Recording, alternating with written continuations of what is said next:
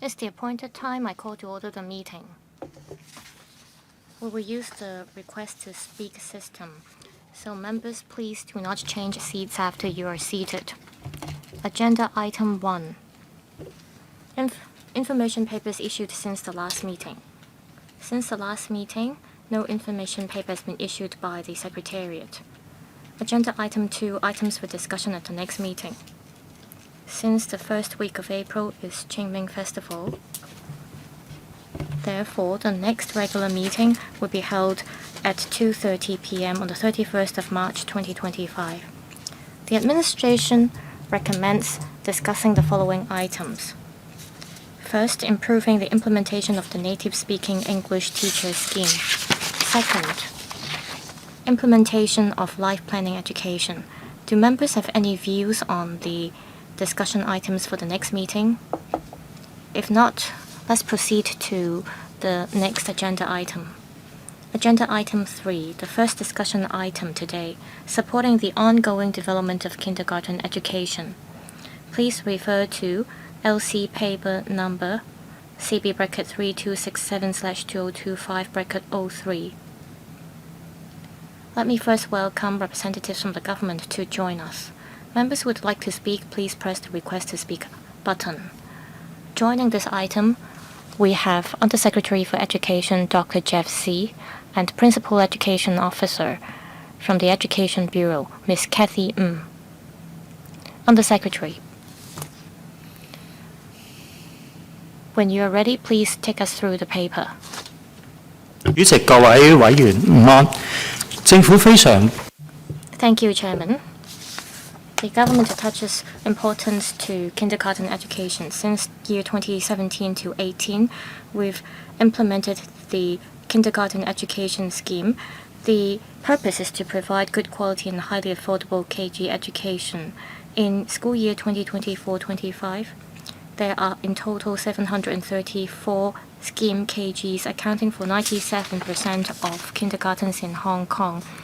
Some of them are half-day KGs. For whole-day KGs, students have to pay certain tuition fees. While the tuition fee is on a low side, the Education Bureau has been implementing different measures to support KG education on multiple fronts. On streamlining administrative work, we have streamlined the application for revising tuition fees. We've also rolled out a one-off grant to help schools enhance efficiency, to support scheme KGs to deploy resources flexibly to meet school-based needs.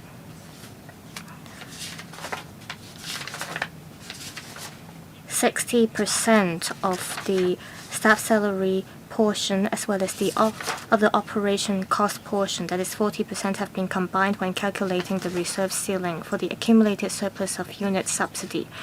Also, the reserve ceiling of unit subsidy has been uplifted from 12 months to 18 months of the provision. On improving school environment, we are rolling out different premises for KGs, and we are streamlining the applications for premises.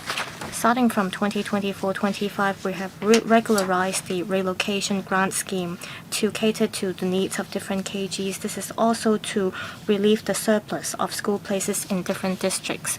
In year 2017, we wrote out a new curriculum guideline, and the core value is student-based, and we promote learning through play. There are also parts of the guidelines for non-Chinese speaking students. Also, we attach importance to nurturing the interests as well as the inquisitive mind of students through different means. For example, we hold courses for school principals and teachers. We also hold competitions, and we roll out learning and teaching resources materials to encourage teachers to help students explore. KG education is an important part of our education system. Through different means, we promote national education. We hold competitions, and we also set up learning circles to promote national education and enhance efficiency. We also roll out different subsidies to encourage the organization of Chinese culture activities and school-based activities. We encourage homeschool cooperation, and we have a guideline for that, and we support the promotion of national education through this. Every year, the Education Bureau holds different training schemes and programs for kindergarten teachers, and we also offer subsidy for supply teachers. Also, we have been promoting the connection between kindergartens in Hong Kong and the mainland, and we encourage professional exchange activities. In year 2023 and 24, together with the Department of Education of Guangdong Province, we have launched the Guangdong-Hong Kong Sister Kindergarten Exchange Program, and we have 100 kindergartens under the scheme. The government attaches importance to kindergarten education. Since the implementation of the scheme in 2021, we have been taking the right direction, and we have been getting the support from the sector. With the decline in school-age population, we've been adjusting the scheme accordingly. We, for example, help KGs in districts with aging population to relocate their school premises, and we also encourage school sponsoring bodies operating multiple KGs to merge their schools under their sponsorship. We take into consideration the interests of students and review the use of resources. We consolidate resources as and when needed to enhance the overall education quality. We will continue to maintain communication with the sector pragmatically and keep making refinements to the scheme to provide better KG education to students. Chairman, that's all for my briefing. We are happy to take questions from members. Thank you. We've set aside 1 hour for this agenda item. I'll give 4 minutes to each member, questions and answers inclusive. Please watch the time as you speak. I'll read out the names of the members who've pressed the button. Mr. Lim Chun Sing, Ms. Lillian Kwok, Dr. Teck Chi Yun, Mr. Chu Kwok Keung, Mr. Dennis Leung, and myself. Mr. Lim Chun Sing, please. I care about the ratio of half-day and whole-day kindergarten services. In 2018, the Education Bureau conducted a review and it set a target. It was hoped that there could be half whole-day KG services and half-day KG services in terms of the ratio.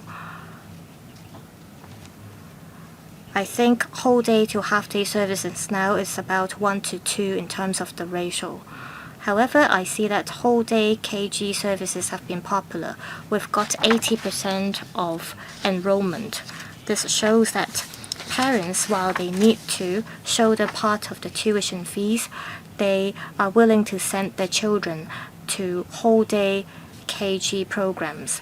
And I believe it's partly because this service can help alleviate the burden of parents in terms of taking care of their children. So I wonder if there can be more whole-day KG places.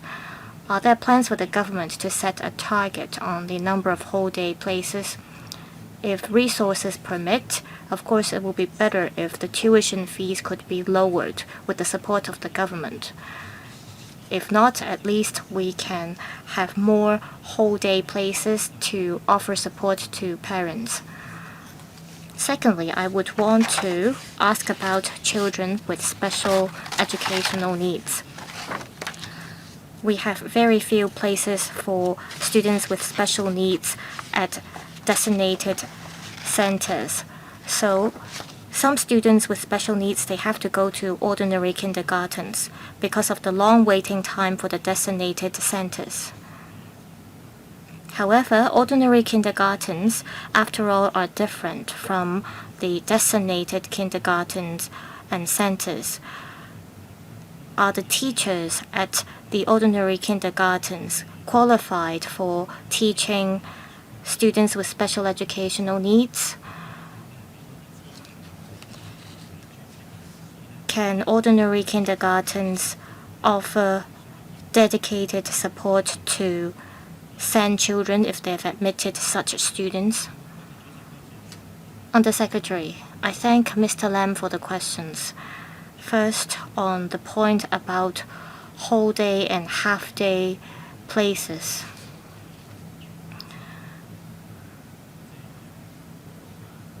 As Mr. Lam said, we offer more subsidies to whole day KG services compared to half day services. We offer 30% more subsidy to whole day services, and this is an affordable level for parents in terms of the tuition fees. Mr. Lam said some families have difficulties, and we have tuition waiver schemes to help families in need. On the ratio of whole day and half day places, there is flexibility in terms of our design. For some KGs, if they have a surplus of places, they can set aside certain places for whole day as well as half day services. This really depends on the needs of parents. For schools that have a surplus of places, they can adopt a flexible approach to increase the ratio of whole day classes. On students with special educational needs, as mentioned by Mr. Lam, starting from 2023,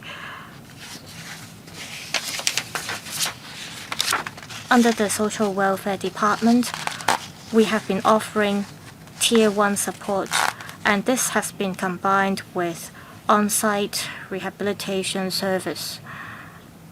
And so the Tier 1 support has been regularized.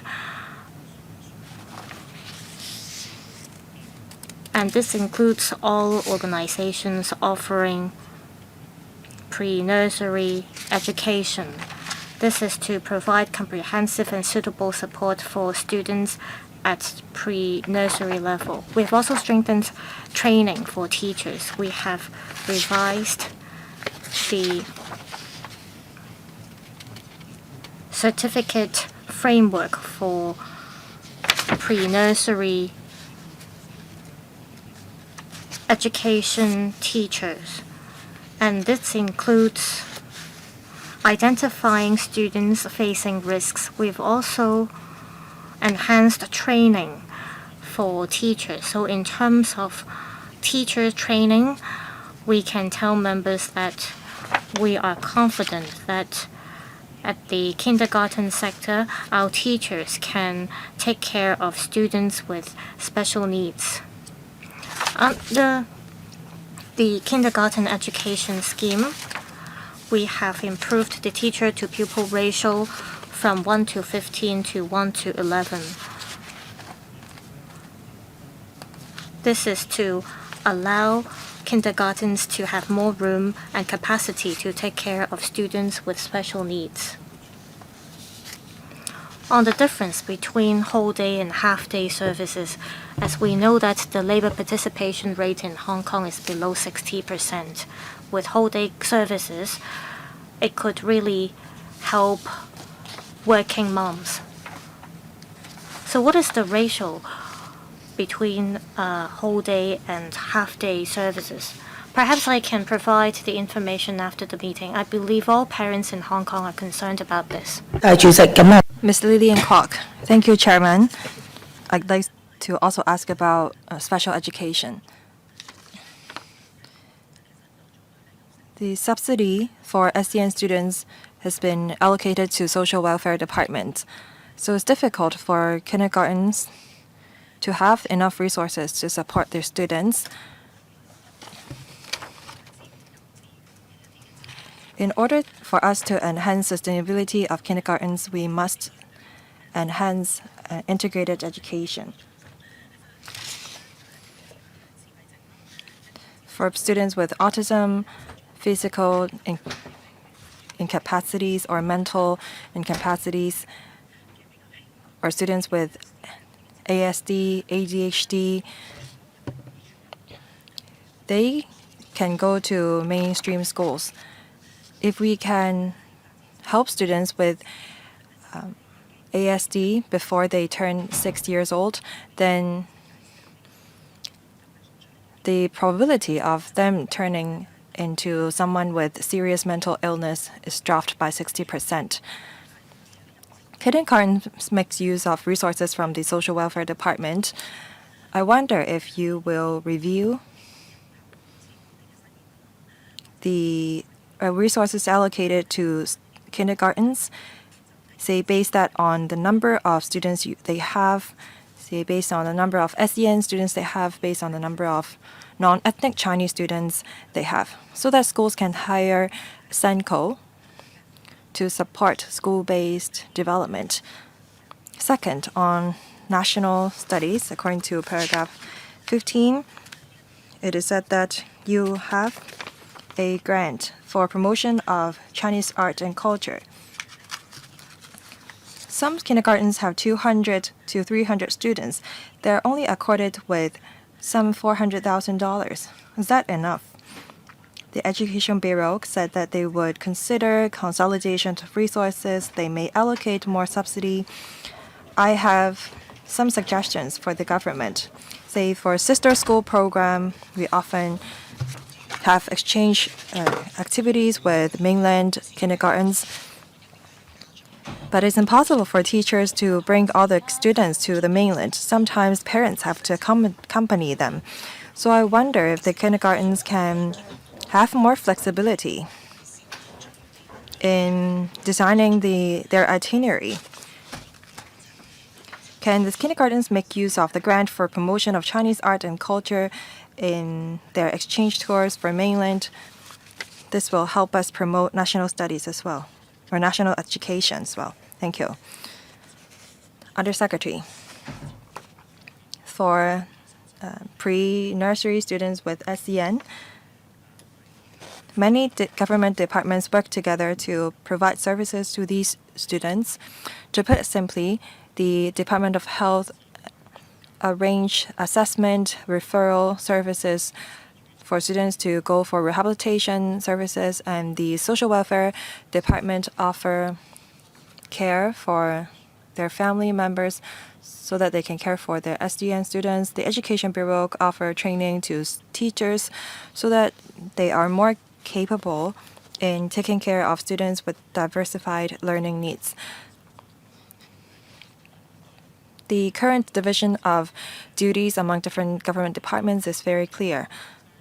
As to whether or not we should add a position of SENCO in kindergartens, while in primary and secondary schools, we do have the position of SENCO, but the learning model in primary and secondary schools are more regular. They have different subjects, and very often SENCO work with different professionals and subject teachers. Let me give you an example. On assessment of students' performance, we have to look into whether we need more learning hours for particular students. For kindergartens, the learning mode is quite different, because at the pre-nursery stage, schools adopt a theme-based approach in their teaching. They don't really have different subjects for their students. Students mostly learn through play. And in the design of these play time, adjustment would have been made to target students with SEN. So we don't think that we should replicate the approach in kindergartens.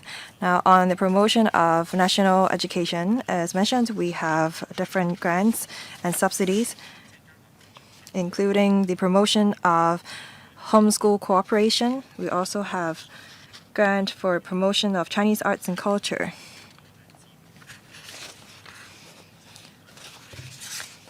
On sister school exchange program, different from primary and secondary schools. Kindergartens in Hong Kong are smaller in scale.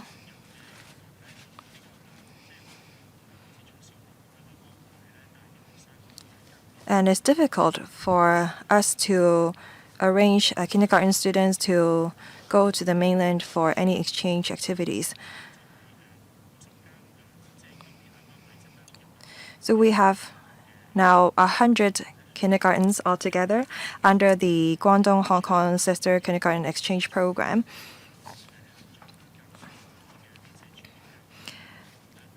Regarding the exchange program, they focus on principals and teachers instead of students.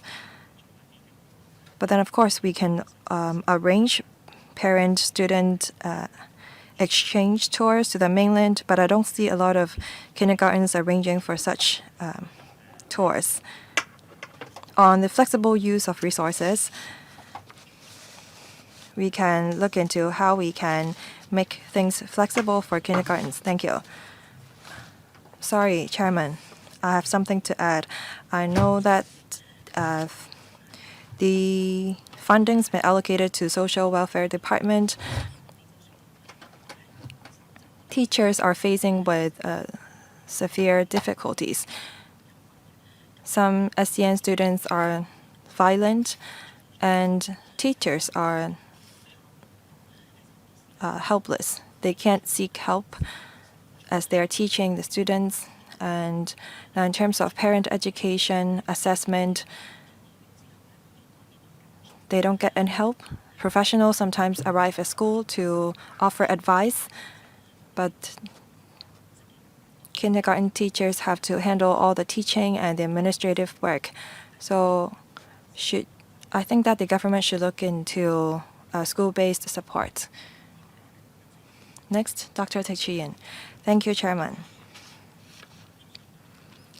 As we all know, the fertility rate is low, and we have a decline in school-age population. Many schools have closed down. I'm worried about the morale of teachers. With a passionate and proactive teachers, they would pose a positive impact on their students. With so many schools being closed, I wonder how the government assess the morale in teachers.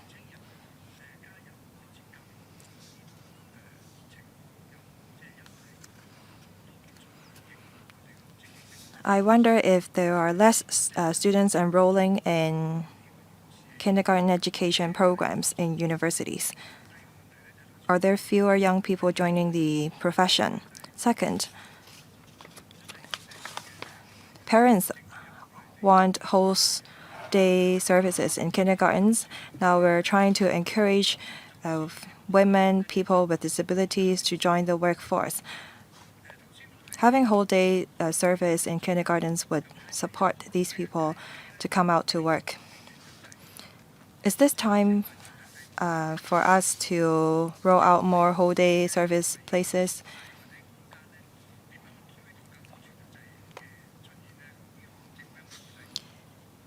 Does the government have any plan for it? Third,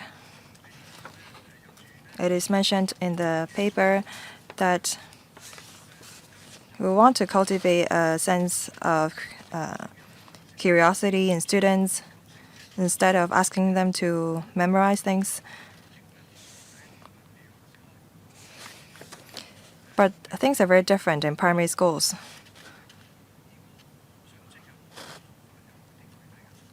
Does the government have any way to persuade the parents that learning through play is not a bad thing? Fourth, I know there's been more subsidy, but it seems that the use is very restricted. Undersecretary. Thank you, Dr. Tick, for the 4 questions. On the point about decline in school-age population. Well, during COVID, the birth rate was particularly low, but since the end of the COVID era. We've seen a rebound in the birth rate.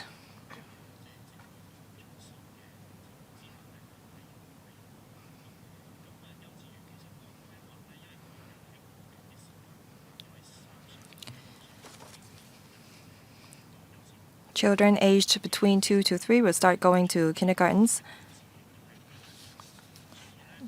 Birth rate varies in different years, so we must be flexible in formulation of policy. Where in 2025, the fertility rate in 2022 was very low,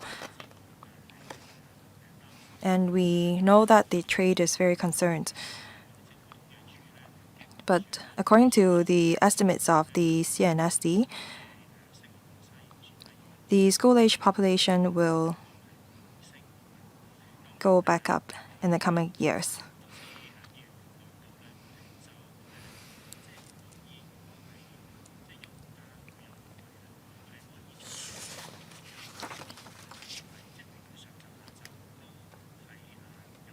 For kindergartens with quotas not used for their half-day unit or services, they can allocate them to the whole-day service places.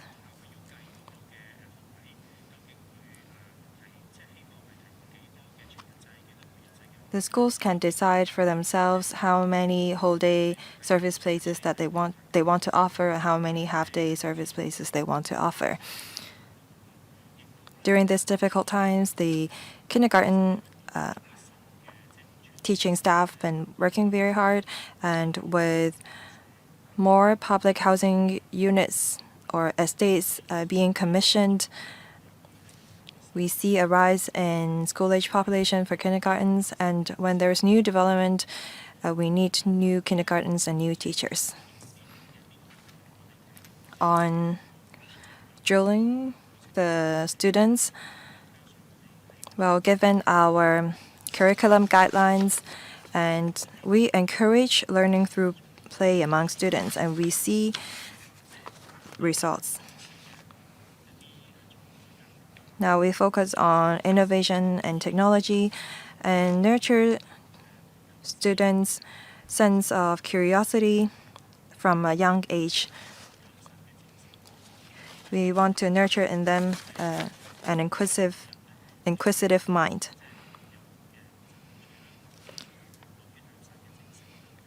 These are what we want to see in our students. And we think that this is a change from the traditional approach. On the point about supply teachers, we will talk to the trade to see if we can enhance the arrangement. Thank you. Undersecretary, please be brief in your reply next time. Thank you. Mr. Chu Kok-kan. Thank you. When this agenda was rolled out, the budget's not been delivered. The education industry's been looking forward to measures alleviating their burden. Now, the budget for pre-nursery education is lower than $5 billion. That's a drop of some 7%. I'm disappointed. Now, the subsidy for half-day and whole-day unit are not very flexible, and the cost for whole-day service is higher. Even with higher tuition, kindergartens have to operate on a loss. For half-day service that record a profit, if the profit exceeds a certain threshold, the extra surplus will be clawed back by the government. Now, some members ask for more whole-day service places, but with more places being offered, the kindergartens may have to incur more loss. How can we solve this problem over the long term? Now, the Education Bureau is going to establish a task force to look into the disbursements of subsidy. Will the task force also look into the ratio and the accounts of the half-day and whole-day service places? Thank you. 多謝。 Undersecretary, I thank Mr. Chu for the questions.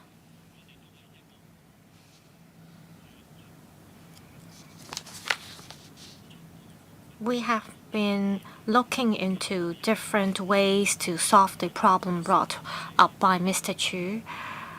We have listened to views of school sponsoring bodies, especially those that have been running a few kindergartens. As we formulate the amount of subsidies, we tried to adopt a scientific approach. We looked at the tuition fees charged by KGs that offer whole-day and half-day programs. Between 2013 to 2015, there was a task group studying the financial problems faced by kindergartens. The fiscal structures of KGs offering whole-day and half-day programs are different. For whole-day programs, the cost of running these programs is 1.6 times of that for running half-day programs. That is 60% more. With the co-payment principle, we subsidize 30% of the cost, and for the rest of the cost, it will be settled by the charging of tuition fees. And that's how we allocated the ratio of whole-day and half-day services. Mr. Chu asked why some KGs that offer whole-day programs are facing financial losses. It might be because of the level of tuition fee they charge. They might not want to charge a very expensive fee to maintain the level of attractiveness of their services to parents.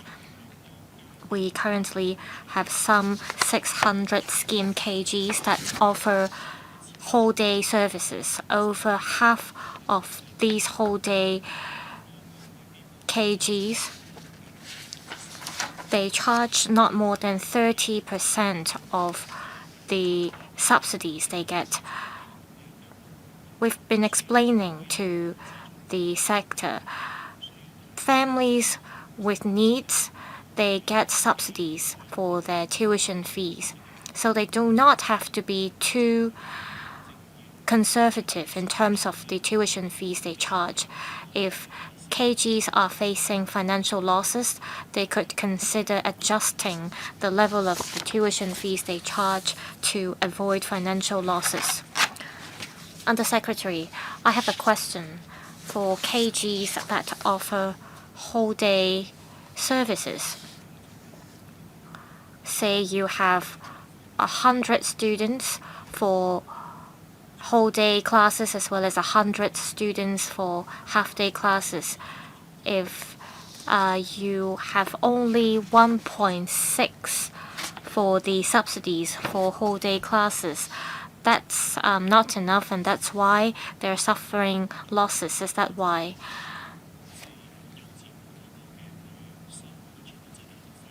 Say a kindergarten charges a level of tuition fee that I mentioned for their whole-day services, and say the KG has a full enrollment.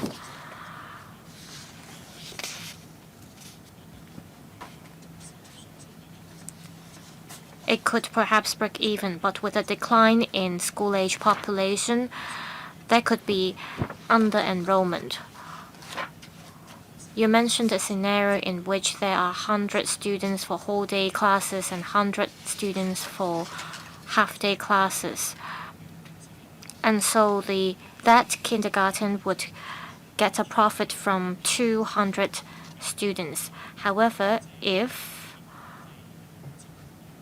that kindergarten does not offer whole-day services, the situation might be different. But the figure of 1.6 is correct. Chairman, I'm not sure when the government started adopting the scientific approach that it mentioned. I always have meetings with the school principals of kindergartens, and they have many complaints because the government has not been able to resolve the problems. KGs have been facing lots of difficulties, and the problems have not been resolved. I want to know if the task group under the government would review all these problems in one go. Undersecretary, as mentioned, we have been reviewing the problem and we will continue to communicate with the sector. Next member to speak, Mr. Dennis Leung. Thank you. I thank the Education Bureau. In year 2023 and 24, there were some contractual issues in relation to a shift to N class to K class. And because of the help of the Education Bureau, schools did not have to use their own money to keep the quality teachers.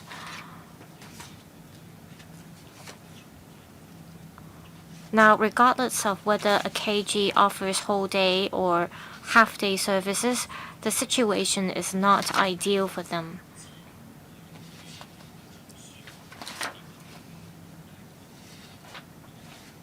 KG operators are always facing a loss. This is because, as the Undersecretary said, the subsidy that KGs get for whole day and half day classes are 1 to 1.6 in terms of the ratio. Most of the KGs, they run half day classes. However, for KGs that make a profit, they have to return money to the Education Bureau.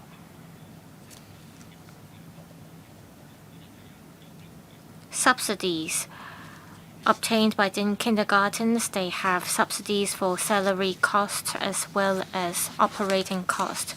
If you can combine all these subsidies, this will already help the fiscal situation of kindergartens. This will also benefit parents. With such a serious decline in student population, we have to ensure that there are enough KG services in each district so that students do not have to travel to different districts for schooling. I believe that many kindergartens will close down in September as the new semester starts. I wonder if the Education Bureau can look into this before September comes. Undersecretary, let me briefly respond to the questions. This is not about winning or losing. Our subsidy scheme is clear. We have subsidy for whole day programs as well as for half-day programs. For half-day programs, KGs can also charge tuition fee, and the profit they make or the resources they gain from running half-day programs, they can be used on running whole-day programs. Indeed, whole-day programs are costlier than half-day programs, and the resources can be allocated flexibly. I mentioned about 60% as well as 40% for the subsidies on whole day and half day services.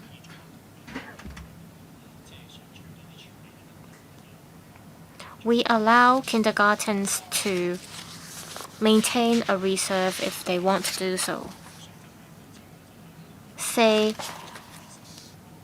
a KG that offers whole day and half day services, and if the KG has a full enrollment,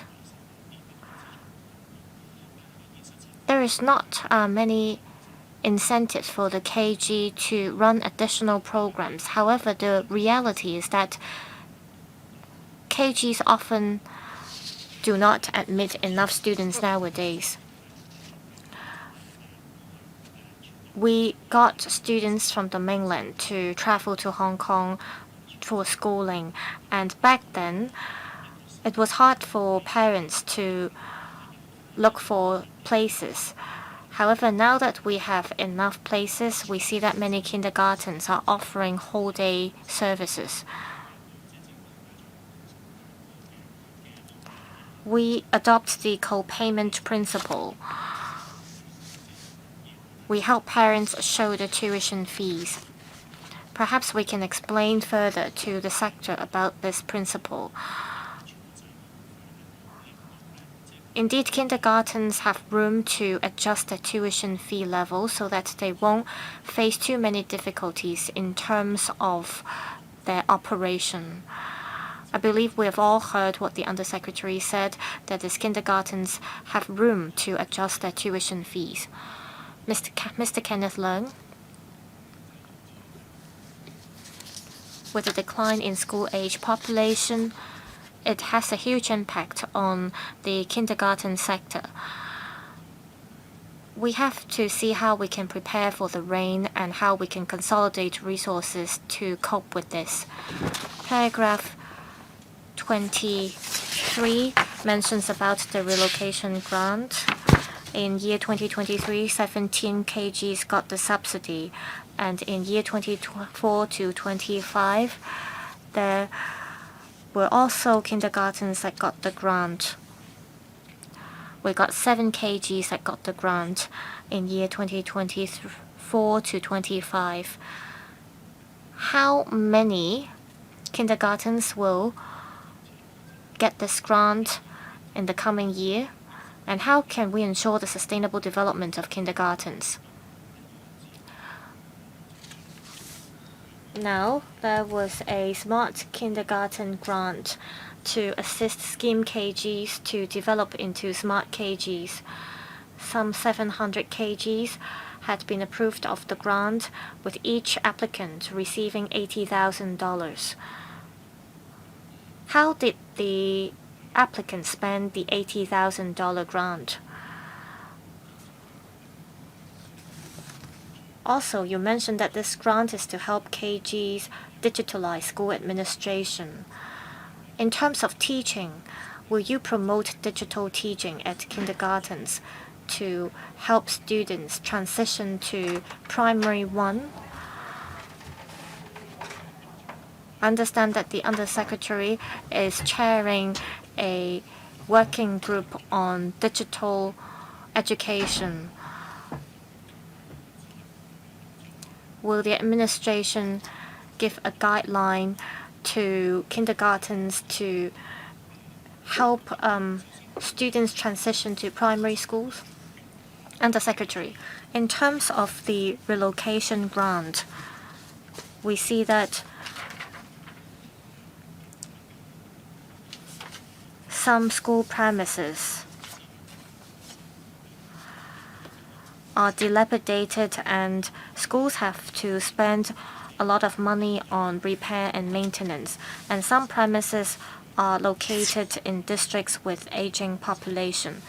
On the other hand, we have districts with a rise in population because of the completion of new housing estates. We will identify suitable premises for kindergartens that offer quality education. These KGs may relocate to another district. We offer relocation grant to these KGs to encourage KGs, especially those that are located in privately leased premises. If they can relocate their school premises to government premises, it could relieve their rental cost. And this will also mitigate the surplus of school places in certain districts. We will identify suitable premises and assign them to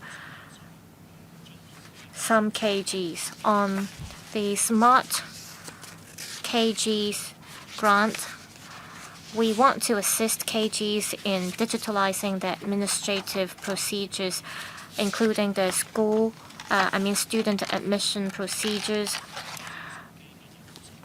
This will also help kindergartens communicate with parents to facilitate homeschool cooperation. Parents may have access to electronic platforms to obtain the information they need, and this will save a lot of paperwork, such as paper-based circular or notices on the kindergarten's part. In the past, teachers may have to phone parents to inform them of certain things. Now they can digitalize the procedures. On student admission, in the past, parents have to submit application forms. If the application can be submitted electronically, it will help ease the administrative burden of kindergartens. On promoting curriculum, as mentioned by Mr. Leung, the committee that I chair is now focusing on primary and secondary schools. For kindergartens, students studying at KGs, they are still very young, and it's not ideal for them to look at monitors or screens all the time. We will see whether KG teachers can make use of AI or digital tools in classes to help streamline their administrative work. We are working towards this goal. On the transition to primary schools, there are certain elements that help achieve this in the KG curriculum. However, KGs and primary schools are different. We try to limit the time of students using the screens or monitors. Professor William Wong. Thank you, Chairman. I have to declare interest. I'm responsible for the IT fund and the IT lab. I'm the chairman of that committee. We received a number of applications from schools to enhance their extracurriculars on STEM.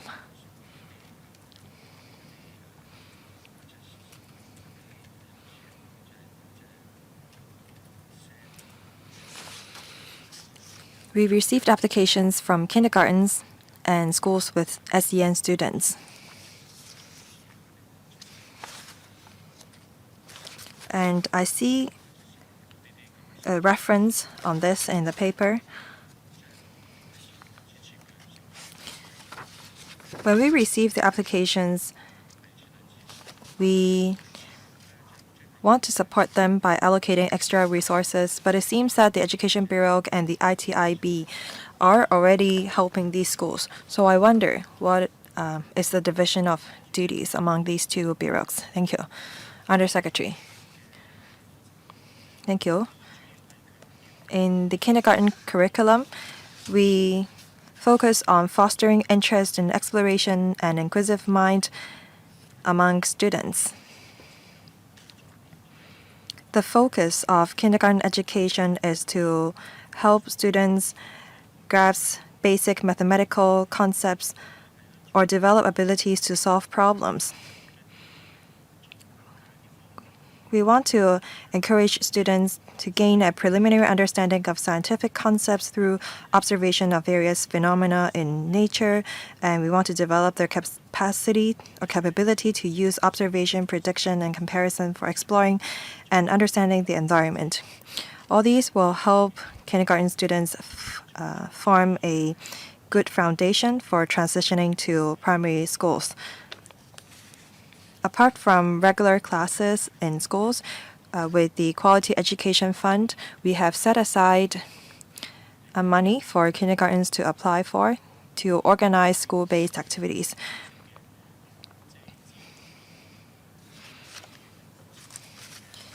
Just now, Professor Wong talked about INT Fund. Kindergartens can apply for those resources to promote other school-based activities. We support all these subsidy schemes and funding programs. With more of these schemes and programs, schools will have more resources, but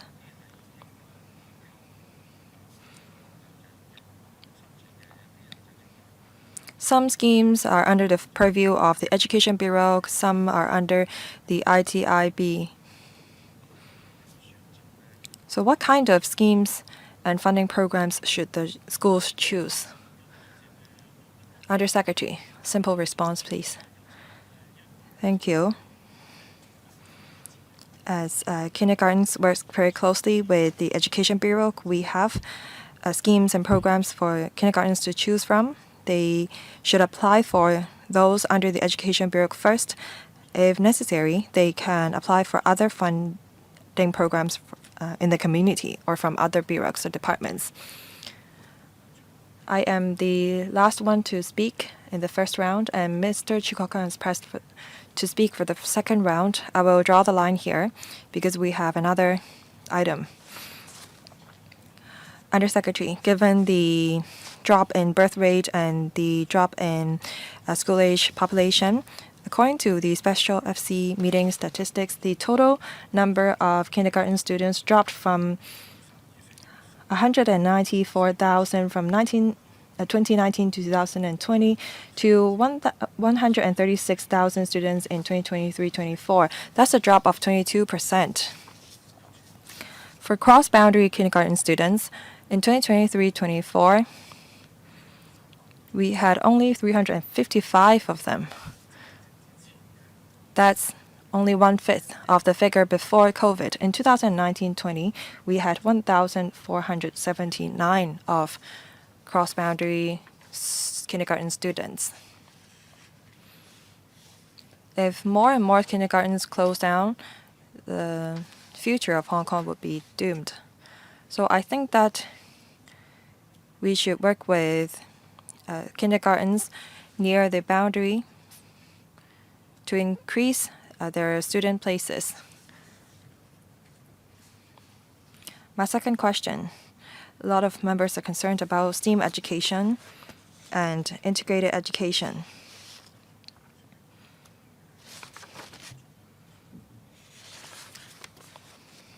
A lot of kindergartens are more and more becoming like primary schools. And senior kindergarten students' homework are becoming more and more difficult. This is not an isolated incident. Quite a number of kindergartens are increasing the difficulty level of their schoolwork and homework. Kindergartens is a place for happy learning instead of a place for drilling or rote learning. On STEAM education, it's not all about iPad or computers. The Education Bureau has been quite conservative in promoting STEAM education in kindergartens. Well, 3 years ago, I said that in Finland, the mainland, they have been promoting STEAM education in kindergartens. So I think that we have to catch up. Should we roll out a kindergarten version of STEAM education? Thank you, Chairman, for the 3 questions.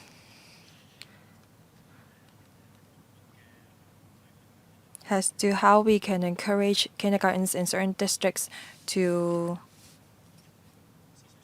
encourage more students from the mainland to study in their schools. Well, I know that some kindergartens have participated in education fairs. Many kindergartens, primary and secondary schools have participated in various career education fairs. Hopefully, by this we can attract more cross-boundary students to come and study in Hong Kong.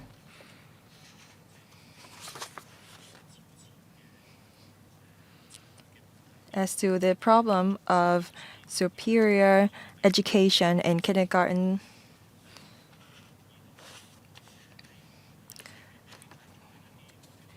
During our observation visits to kindergarten, if we detect such problems of, say, rote learning in kindergartens, we will point that out and ask the schools to rectify. We don't encourage superior education in kindergartens or including a curriculum of primary schools in kindergartens.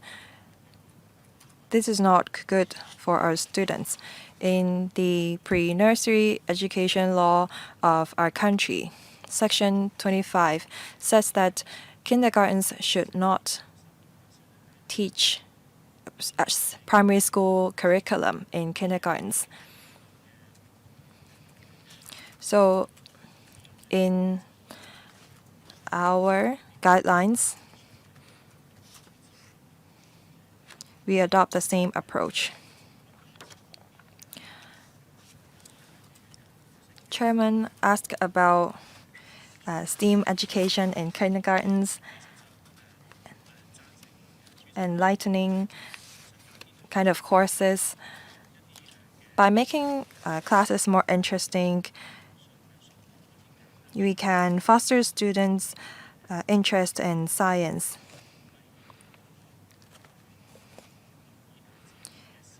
We encourage students to observe various phenomena in nature to enhance their sense of understanding of scientific concepts. Through various activities, students will be able to nurture a sense of interest in that. Chairman, a lot of members are concerned about the service places for half-day and whole-day kindergartens. A simple response. Currently, about 55% of places are half-day, 45% are whole-day. It used to be 60-40. 60% half-day, 40% whole-day. So we are going towards the goal of 50-50. Thank you. Mr. Chu Kok-kun will speak for the second round, 2 minutes, including question and answer. Thank you, Chairman. After declared interest, I am a director of a non-profit-making kindergartens. The morale of teachers are low. A lot of students studying kindergarten education programs in universities have quit. Kindergartens, in order to survive, would dismiss experienced teachers. How can we enhance the quality of kindergarten education when experienced teachers are all gone? When these experienced teachers have gone to another school, they have to start accumulating service years afresh. Without a clear career prospect, how can we retain talents? Second, a lot of kindergartens have closed down. They have canceled many classes. We have so many vacant classrooms as a result. Can we relocate kindergartens to primary schools to lower the pressure on rental payment? Undersecretary, simple response, please. Thank you. On how we can attract and retain quality teachers. We've been asking the scheme KGs to establish a career ladder for their teachers. They have to allocate 60% of their resources as staff salary and other relevant expenditure. On teacher salary and the surplus. So when there is any surplus, the schools actually have to return it to the education bureaus. So schools don't really have any incentive to cut their expenses on salary. So hopefully through this arrangement, schools will make better use of the resources to pay their teachers. For experienced teachers, they will be retained under such an arrangement by the Education Bureau. we have some vacant primary schools. The government have to look into the uses of these vacant premises. Kindergartens may not be able to make full use of the entire primary school premises due to safety concerns. And students should not be asked to take classes at, say, higher floors. Now we encourage co-use of a premises between kindergartens and primary schools. Say, in the same premises, the third or the fourth above will be used by primary schools, and the lower floors will be used by kindergartens. But we have to look into the design of the entire premises. We cannot simply relocate a kindergarten to a vacant primary school premises. This is not the best use of our vacant premises. We'll think about ways of how we can improve the environment for kindergartens. Chairman, I ask if you will consider asking the kindergartens and primary schools to use the same premises. Today, we want to look into how we can support the sustainable development of kindergarten education. But I don't see any concrete measures from the Education Bureau. I hope that they will look into the kindergarten education scheme as a whole to support its development. Yes, hopefully the administration will listen to members' views and follow up on the issues we brought up. I'll wrap up this agenda item here. I thank the administration for attending this item. Next agenda item. Recurrent funding for the University Grants Committee funded universities in the 2025 to 26 to 2027 to 28 triennium. Members, please refer to the LegCo brief issued by the Education Bureau. This item involves financial implications, so I'll invite all LegCo members to join the discussion of this item. Members, if you have any direct or indirect pecuniary interest in relation to this discussion item, please, in accordance with Rule 83A of the Rules of Procedures, disclose the nature of such interests before you speak on the item. I declare that I am a staff member of the City University. Members, if you would like to speak, please press the Request to Speak button. Joining this item, we have Dr. Choi Yuk-lin, Secretary for Education, Ms. Jerry G., Principal Assistant Secretary from the Education Bureau, Professor James Tang, Secretary General from the University Grants Committee, and Mr. Louis Leung, Deputy Secretary General from the UGC. Secretary, please. The government provides enough resources for the higher education sector to enhance the competitiveness of human capital. The government allocates recurrent grants in the form of a block grant to the 8 UGC-funded universities. To tie in with the academic planning cycle, the UGC conducts a planning exercise to devise its recommendations to the government on the funding requirements of the universities in each triennium. Today, we have representatives from the UGC to brief members on the recurrent funding proposal for the 2025 to 2028 triennium. We have 6 strategic directions. First, supporting Hong Kong's integration into the overall development of the country. Second, enriching whole person development and character building. Third, developing Hong Kong into an international post-secondary education hub. Fourth, nurturing talents for growth. Fifth, strengthening basic research capability. And sixth, championing teaching excellence. Each UGC-funded university has to come up with a proposal to respond to these strategic directions. Please refer to Annex C for the proposals. The government, as well as UGC-funded universities, are crucial in nurturing talents. Back in 2022, the government came up with some KPIs asking UGC-funded university students to study STEAM subjects That is 35% of the students have to study these subjects, and 60% of the students have to study subjects relevant to the development of 8 centers in Hong Kong. Also, we ask UGC-funded universities to review their programs in relation to the market trend. Universities will have to refer to the policy guidance on strategic talent development, as well as the strategic platform on talent development in higher education. Universities have to work more closely with the government to realize the policy priorities. In the coming years, universities will introduce 30 new programs. This includes the new program offered by mathematician Yao Xingtong.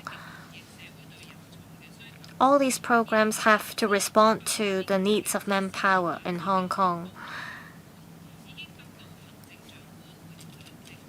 The CE in Council has already had a discussion on the allocation of student places for first year, first degree places, as well as research program places. The number will be maintained. As for the other student places, there will be an increase. Please refer to the paper for the details. The government will provide, on average, $2.27 million to each to UGC-funded universities on average per year, and during the 2025 to 28 triennium, we will provide $68 billion to the universities. We have taken into consideration the different indices and the adjustment of salaries, and will also adopt the 2-2-2 efficiency approach, and there will be a cumulative cut amounting to around $2.8 billion for the year 2025 to 28 triennium. We have looked into the latest financial situations of all universities, and we've asked the UGC-funded sector to return $4 billion of the General and Development Reserve Fund to the government within year 2025 to 26. We have already listened to the views of the school principals of all 8 universities, and universities are ready to brace for the spending cut. We are determined to nurture talents and will continue to work towards the national policy goals and develop the 8 centers in Hong Kong. We'll also build Hong Kong into an international higher education hub. We will contribute to the rejuvenation of our nation. The relevant funding proposal has been incorporated into the 2025 to 26 budget, and this will be examined by LegCo members. We welcome any views from members. Thank you, Secretary. I want to confirm with you that this is not going to be a separate item to be submitted to the Finance Committee for approval. That's right. I see that a number of members have requested to speak. I'll first give 4 minutes to each member, questions and answers inclusive. Members will speak in the following sequence: Dr. Simon Lee, Mr. Rock Chen, Professor Lau Chi-Pang, Mr. Lam Chun-Sing, Mr. Dennis Leung, Professor William Wong, Dr. David Lam, and myself. Dr. Simon Lee, please. Thank you, Chairman.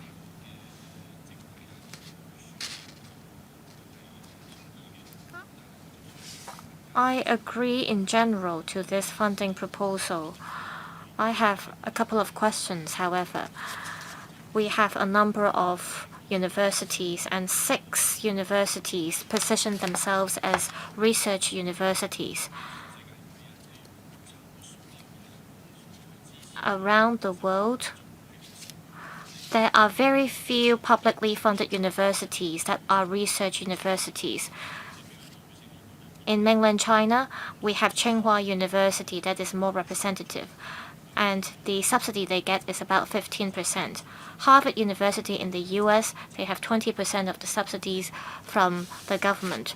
For research universities in Hong Kong, if they continue to get the support from public funds, this will be a huge burden on the public coffers. Will the government consider encourage these research universities to collaborate with enterprises or make use of external resources they get to support the research work of the universities? This might be outside the scope of this funding proposal. However, we've been talking about building Hong Kong into an INT hub. We have very good universities in Hong Kong. How can we lead these universities to go further? This deserves our attention. Secretary.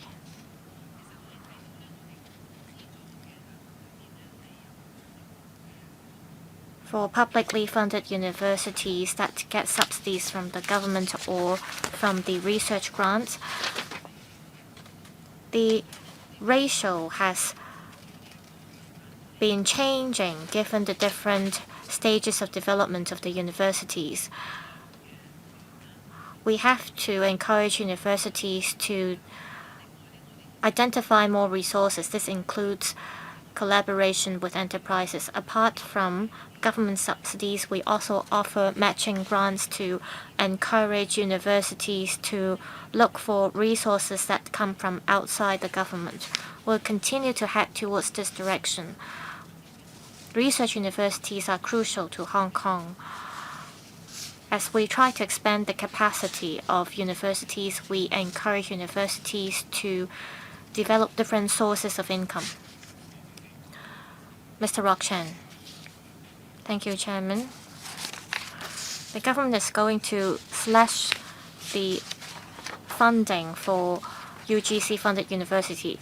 Well, I have to first declare that I am a member of the Hong Kong U Council. My first question is, has the government talked to the different universities or asked universities to submit proposals to see how they can keep up with their quality of education as well as research work, even with a cut in the budget? Secondly, Secretary mentioned that our country has been encouraging us to conduct basic researches. Well, there is a budget cut, but has the government looked at whether universities can work together to carry out basic researches? Say, there might be universities carrying out similar researches at the same time, and perhaps they can work together to foster synergy. Secretary. As we came up with the funding proposal, we kept talking to the UGC as well as the UGC-funded universities and the presidents of the universities. This is to ensure that the quality of education as well as universities' research level and competitiveness will not be compromised. We are going to cut the funding by 2% every year. This is a very prudent adjustment. We want to ensure that universities' competitiveness will not be compromised. We want to consolidate resources in a flexible manner, and universities have to work hard to achieve that. Also, we want to encourage collaborations among universities. Apart from transdisciplinary or trans-institutional collaborations, we also want cross-regional collaboration. This is going to be the major trend. We will see many cross-disciplinary applications or collaborations in the future. So we encourage universities to step up their efforts in basic researches. We encourage them to strengthen collaboration with universities from different places. 意見，因為其實咧。Secretary, a comment. Mr. Chang was right. Some universities would rather work with overseas institutions than local universities. It seems that the local universities see one another as competitors. Next, Dr. Lau Chi-pan. Thank you, Chairman. In the opening remarks, the Secretary said that, talked about the strategic directions for the 2025-28 triennium.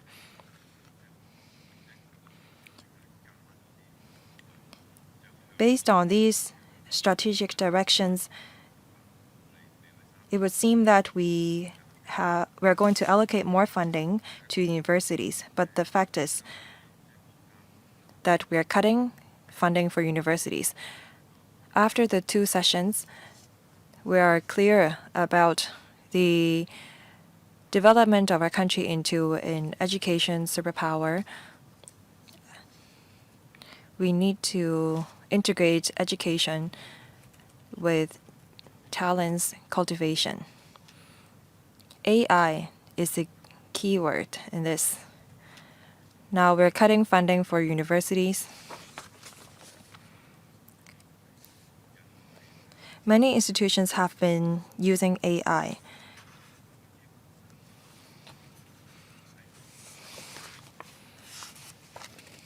I wonder if universities will have enough resources to promote AI, or is it the case that we are able to save money because of AI? That's why we'll be able to implement the strategies A to F. Should we say reallocate different subheads in the funding proposal to allocate more resources for AI? We always talk about government, research, academic, and industry collaboration.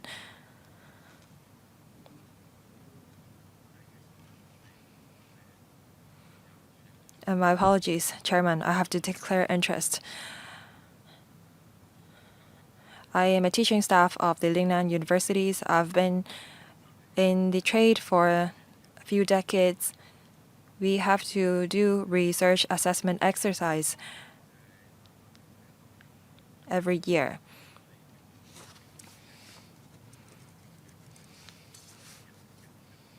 Under this resource allocation exercise, would the Education Bureau introduce incentives to encourage universities to go for academic research institute or industry collaboration? I'm not just talking about research and development in universities. We can perhaps introduce R&D outcomes somewhere else into our universities.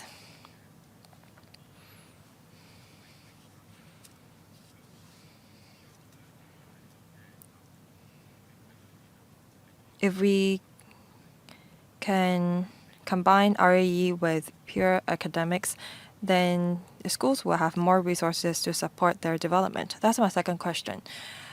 Secretary, thank you. Regarding your first question on how the universities can respond to the country's initiative on developing a education superpower, given our strategic directions for the 2025-28 triennium, given the expenditure cut. Well, universities get their funding not just from the government, but also other enterprises.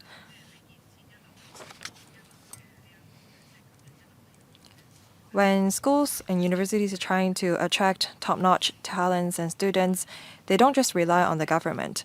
They have other forms of support, say in terms of policies, systemic support from the government.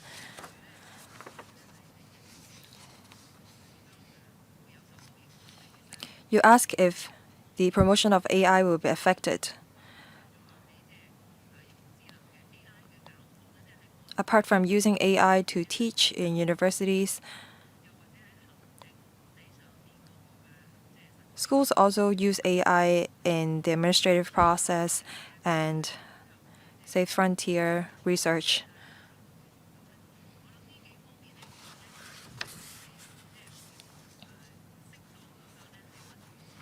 Universities will adjust their resources based on their development strategies. I don't think that they would be affected by the mild adjustment of government funding. On how we can allocate resources to research, academic, and industry collaboration, I will ask my colleague to supplement. Thank you, Professor Lau, for the question. Now, on the point about RAE,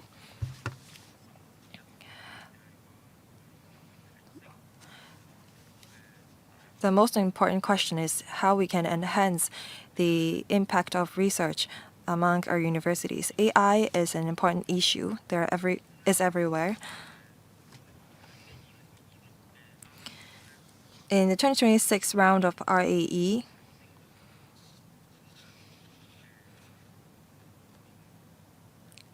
we are going to increase the impact case submissions of AI and the marks allocated to such category.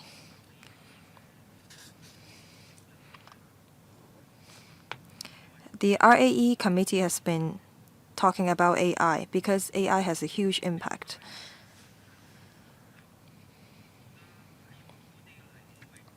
In certain fields, we see scholars using AI to conduct research. And sometimes AI is one of the co-authors of research papers. There's been much discussion about AI, both in Hong Kong and internationally, about how we can use AI to conduct research. So Professor Lau was right in pointing out the issue. We'll look into how we can solve the problems. We've looked at the outcome of the previous rounds of RAE.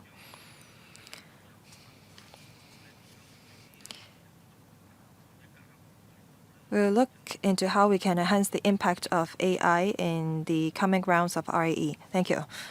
Thank you. Next, Mr. Lam Chansing. Thank you, Chairman. Given the fiscal deficit of the government, there's a 2% of funding cut to the universities. Universities can raise funds from enterprises or community, and very often they are able to raise say $600 to $700 million from enterprises. But given the adverse economic conditions, there could be a drop in donations from enterprises.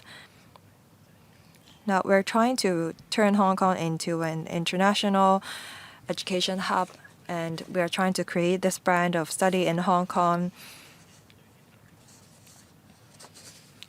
How is the expenditure cut going to affect the universities? Will the remuneration package for staff be affected? Will the investment and in research be affected? Will the quality of our universities be undermined? You will be adding places for medicine, biological sciences programs.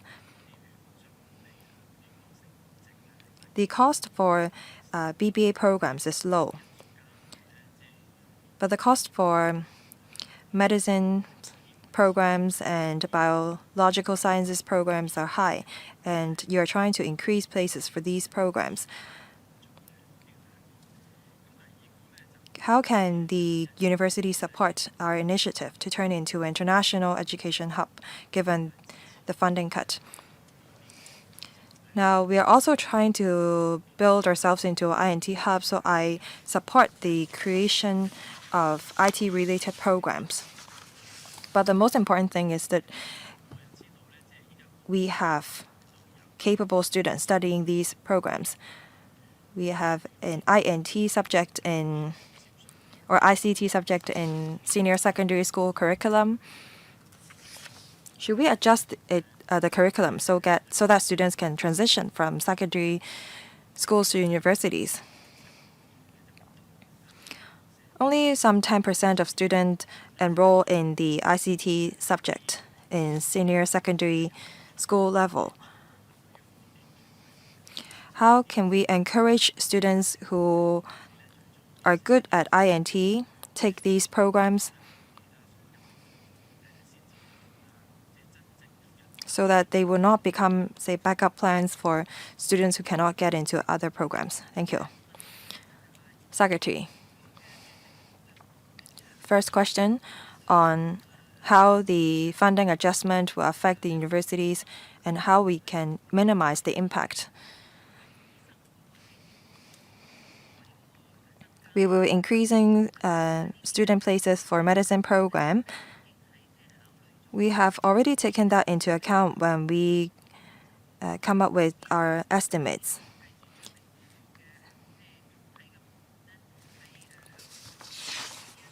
We have taken into account all these factors before we arrive at the final figure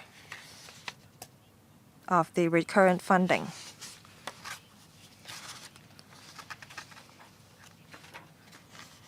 We have talked to the heads of all UGC-funded universities regarding this 222 efficiency savings program. It will span across 3 years.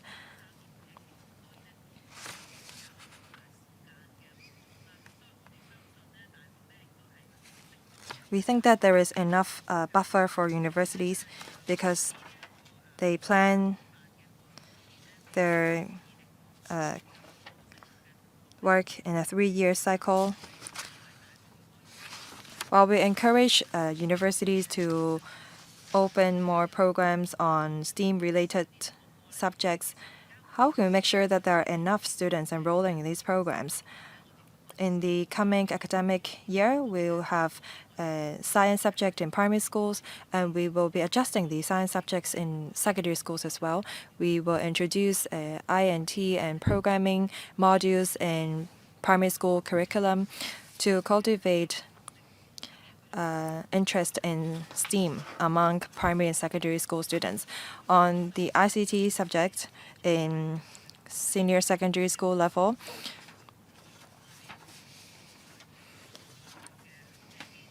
we believe that with the strong foundation that the students have, there will be more of them choosing to study related subjects in the universities.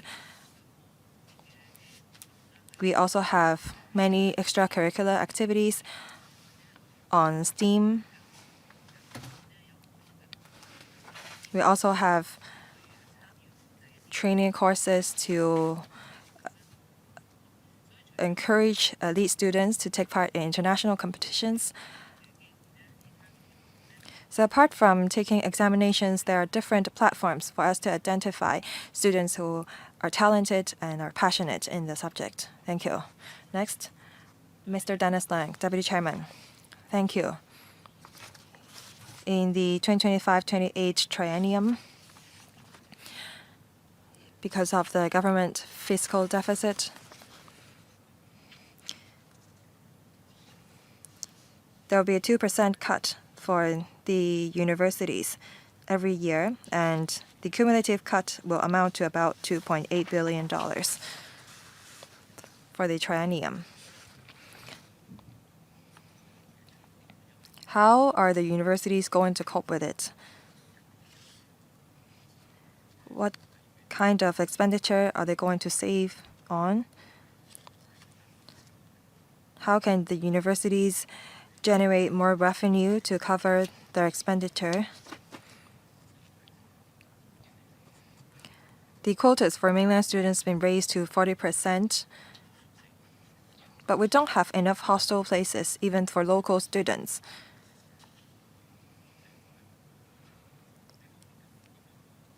The same goes for mainland students. How can we increase the number of hostel places for both local and mainland students so that we can actually become an international education hub. Just now, Mr. Lam Chun Sing said that we need more programs on STEAM-related subjects, but how can we increase the number of students taking science-related subjects in DSE? Say, for example, biology, physics, chemistry. Students tend to choose subjects that are easier, but that would not be conducive to our reaching the goals.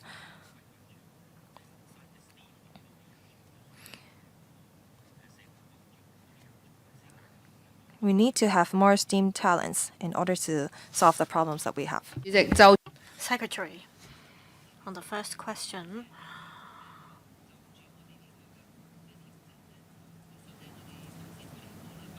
universities are going to face a budget cut. They are going to consolidate the resources available. They will make better use of their resources and enhance the efficiency in terms of how they use their resources. There will be more collaborations among the industry, the academic sector, as well as the research sector.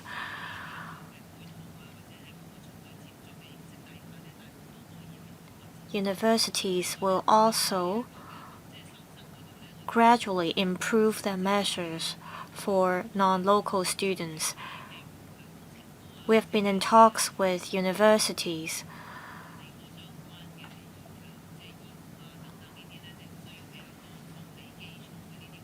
on programs such as engineering or science-related programs that require knowledge on mathematics or physics. We ask universities to improve these programs, and also at the senior secondary level, we have reduced the number of hours students have to spend on their lessons and classes so that they have more times on other modules.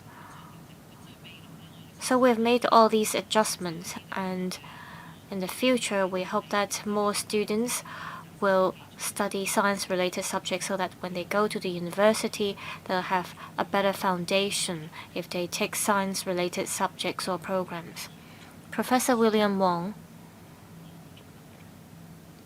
perhaps I can supplement. I have worked at the Chinese University of Hong Kong for many years in the area of innovation and technology. Dr. Simon Lee mentioned about public and private partnership. A dozen years ago, there was a report, and the report suggested that we could have research universities as well as applied research universities. The upstream sector is very crucial. We need resources for the upstream sector.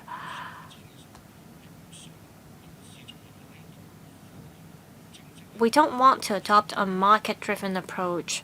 This is not the direction that the country is heading towards. Can we go back to the Sutherland report that I mentioned? For some universities, there could be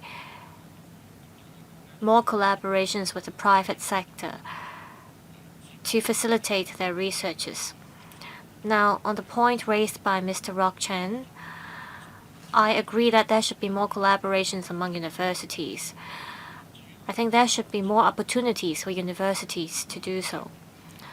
Professor Lau Chi-Pang talked about RAE. Since 2014, 12% of the researchers have been on social impacts, but this is a very wide scope.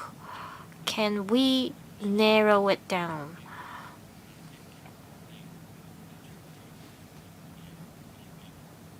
how many of the research outcomes could be transformed at the industry level?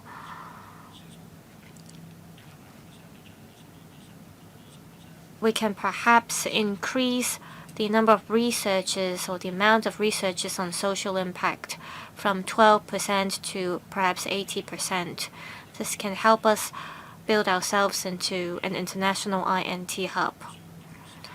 On the point about AI, I don't think we need to look at how much AI accounts for in the RAE process. We can just look at the outcome and effectiveness. Social impact is about effectiveness. On the point raised by Mr. Lam Chun Sing, we know that very few students take ICT or the M1, M2 modules. As mentioned by the Secretary, we've been promoting the importance of STEM and STEAM. We've got more applicants who enroll in STEAM-related programs, and we should continue to do so. Professor William Wong, please watch the time. You've spent more than 3 minutes. Please leave some time for the Secretary to speak. All right. On student admission,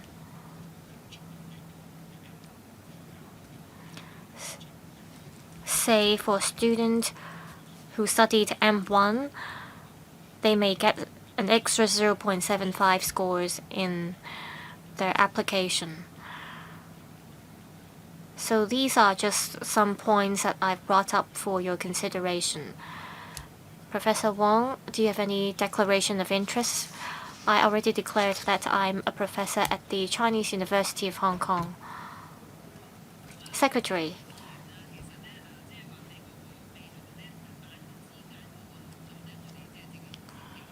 In terms of collaborations among universities, as mentioned, apart from collaborating with overseas universities in Hong Kong, we want to build ourselves into a higher education hub. We want to look for different ways to promote collaborations among universities and educational institutions.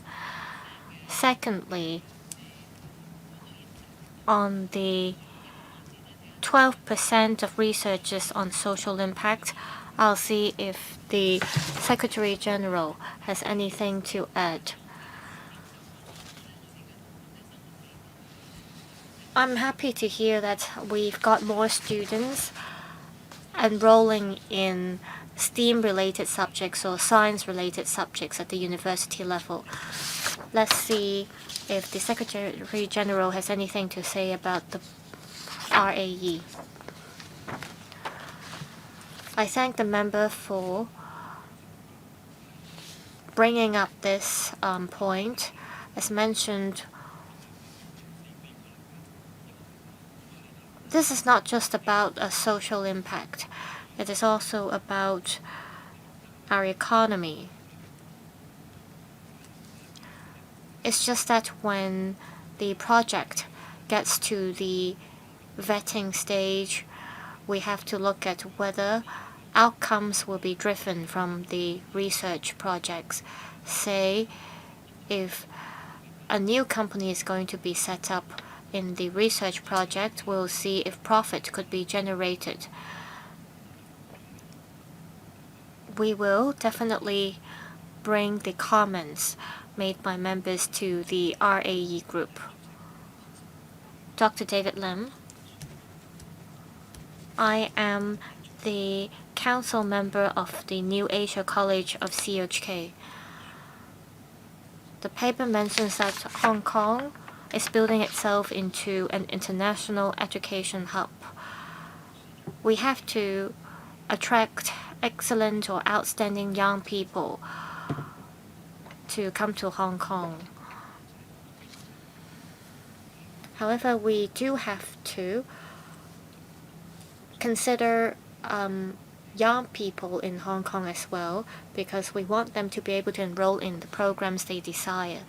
I want to know if there is a fixed ratio in terms of the local students and non-local students admitted by universities.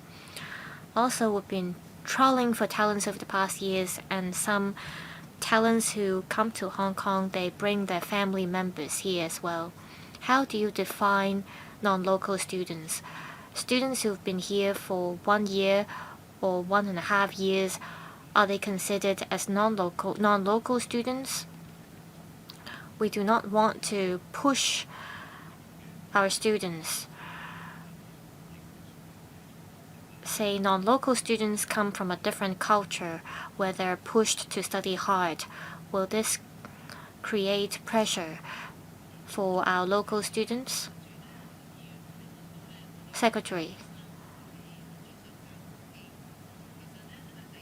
Dr. Lam asked about the opportunities we give to our local students for first year, first degree places.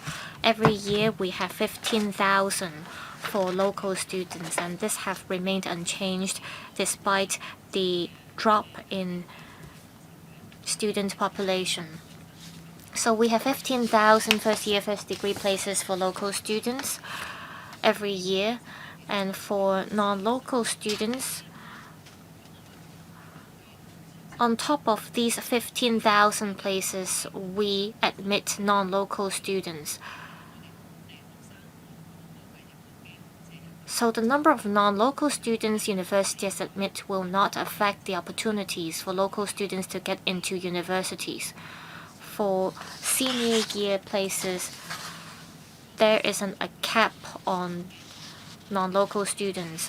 However, if non-local students enroll in research programs, they have to pay a tuition fee, but for local students, they don't. For research programs,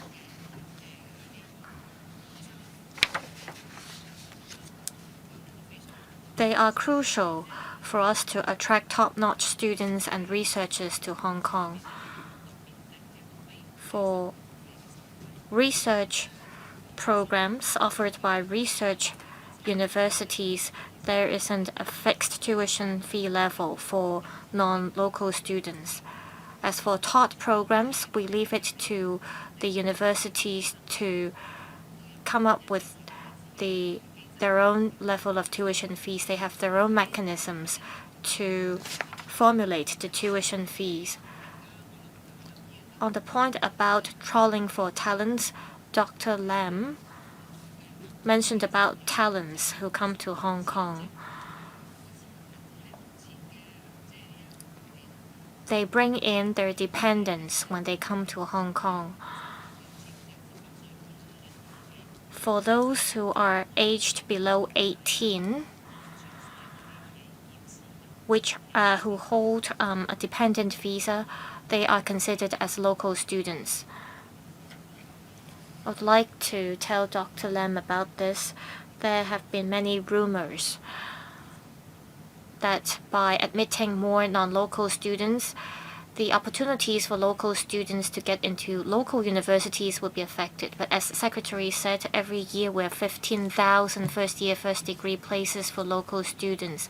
And on top of that, we are admitting 40% non-local students. And the tuition fees local students pay and non-local students pay are very different. For local students, if they want to enroll in PhD programs, it is free of charge.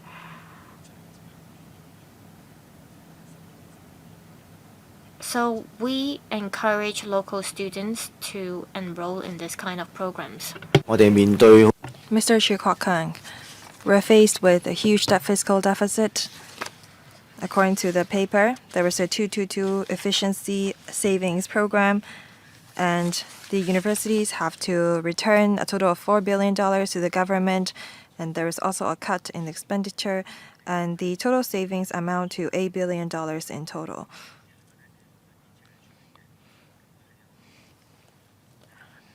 I have two questions. First, Given the lower revenue, will the universities adjust the tuition fees for non-local students? As we all know, the cost of studying in Hong Kong is higher than our neighboring cities and places. Now, the General and Development Reserve Fund will be dropped from $11 billion to $4 billion.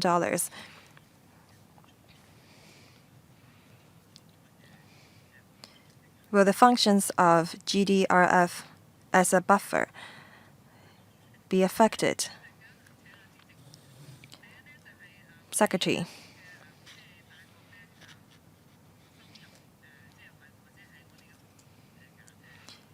Given the cut in our funding for universities, will the universities increase their revenue by adjusting their tuition fees for non-local students? The universities decide on the tuition fees for non-local students based on the cost instead of the revenue. So even if we increase the funding for universities, they will not lower the tuition for non-local students. So when non-local students come to Hong Kong to study, regardless of the change in our funding for universities, the tuition level is decided based on the cost of individual programs. Now the universities have to return $4 billion on a one-off basis to the government from its GDRF balance. That accounts for 1/3 of the total GDRF in universities. After returning the balance, the universities still have enough reserve for 4-month operation, and the functions of the GDRF as a buffer will not be affected. For non-local students, their tuition is much higher than that for local students. For local students, they are charged $42,000. For non-local students, they have to pay 3.5 to 5 times the tuition of local students. Just now, Mr. Chu asked about reserves apart from the $10 billion that they have. All 8 GC-funded universities have in total a reserve of $139.3 billion. Next, Ms. Lilian Kwok. Thank you, Chairman.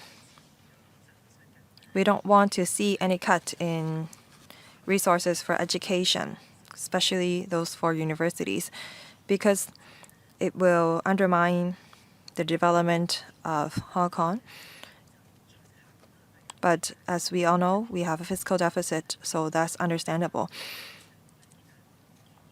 The Secretary said that they will encourage universities to work with enterprises. But I've actually discovered a problem. When I visited different universities in Hong Kong, I realized that they have their own strategies to promote their programs to enterprises. And most enterprises are not aware of the R&D outcome of our local universities. If we want to encourage enterprises to use the R&D outcome from universities, maybe the government can help organizing R&D Expo about the technology developed by local universities for the use of our enterprises. For NMN in Polytechnic University, that was a great innovation. But not a lot of people are aware of it. The Hong Kong UST also developed non-manned drones or unmanned aircrafts. When we missed out on the opportunity on retaining their talents. So I think that there should be better integration on nurturing talents. We need AI talents. Now we have DeepSeek and ChatGPT.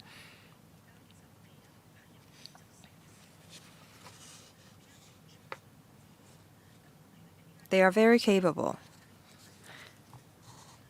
And there is a huge demand for AI talents.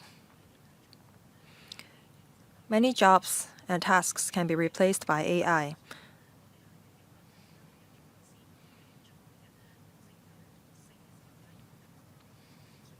Now, should we focus more on specialized education?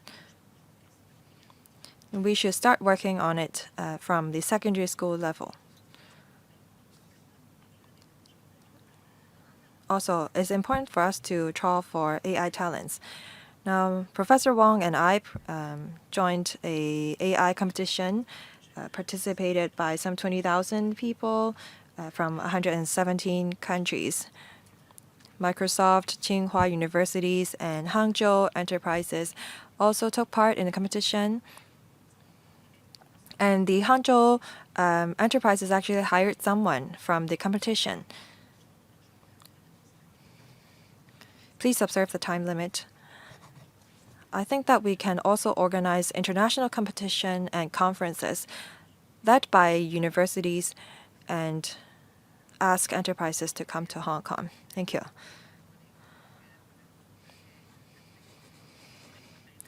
You ask if the government will organize an expo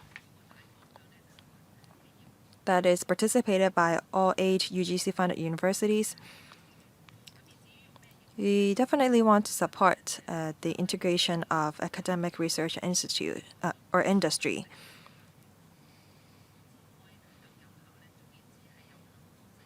We'll try to explore different ways for us to develop such integration. Second, with the development of AI, there is a huge demand for talents in the relevant fields. We need to encourage students to use AI in their learning, and we ask the schools to offer tailored education by using AI. These are the things that we're working on.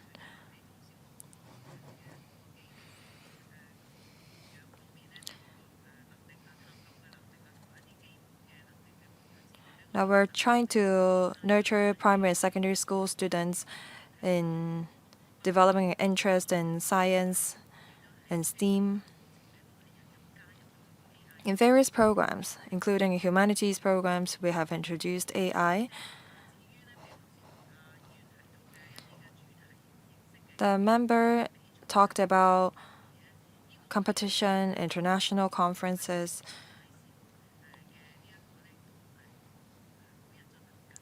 We organize these very often.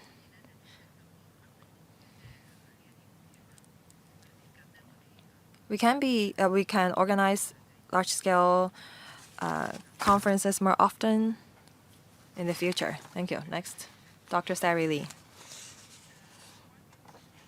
Chairman, regarding the recurrent funding for the UGC-funded universities, I know that given our tight budget, the universities have to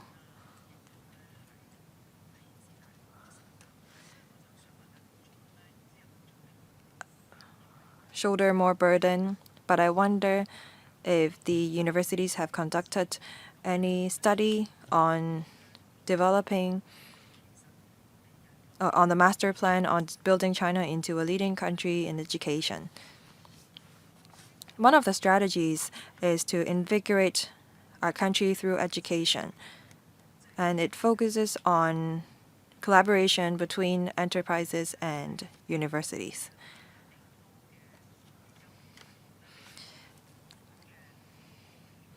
The source of funding for research universities in other countries don't come from the government, but the collaboration with enterprises.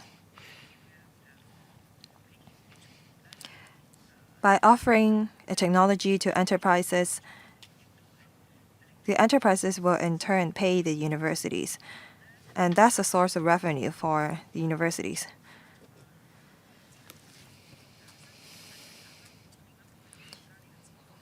I wonder how we can align ourselves with the national strategy.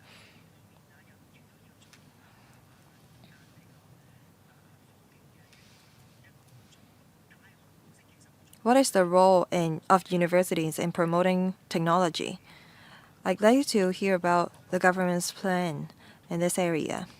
Will you promote a closer collaboration between universities and industry? I think that part of the funding for universities should come from the industry. Secretary. Thank you, Chairman.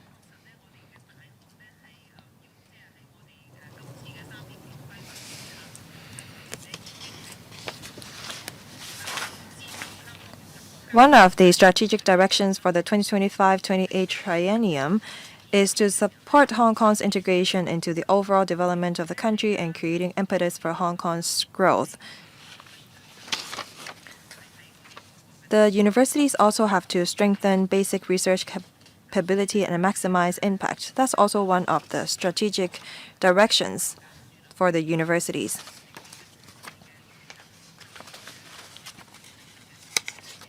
We're also to develop Hong Kong into an international post-secondary education hub. All these are the strategic directions for universities. Now, on collaboration between the government, between the universities and the industry, now we're working towards this direction. Apart from application or use of R&D outcome, we also have to trough for talents, and the universities are also tasked to create knowledge and develop frontier research and development.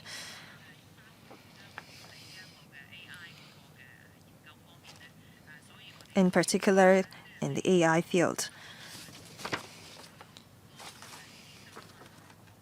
I see that the universities have developed new programs on AI and INT.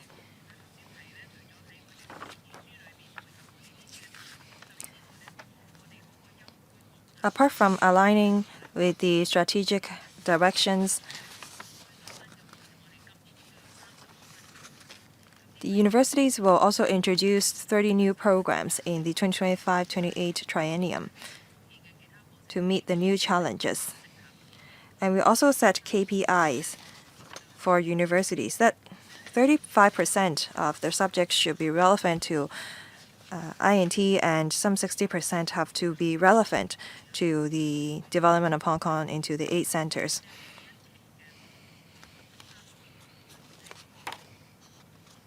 Thank you. One more point, Chairman. I hope that the administration will look into the difference between the research type universities here and those in other places. Secretary, I think that the point raised by Dr. Starry Lee is very important. I think that we should ask the Secretary General of the UGC to talk about if there is any changes to the revenue to be generated by UGC-funded universities. Thank you. Academic research and industry collaboration is very important. Now, we're working towards a few directions. First of all, there is a knowledge transfer office under each university, and we ask them to make a report on the development in research, academic, industry collaboration. Now, on the point about RAE, the university has to look into how they impact the society. We also have an RGC.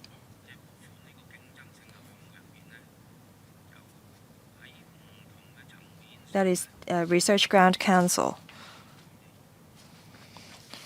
We have set out new requirements asking the universities to set out in their research proposals how they're going to make an impact.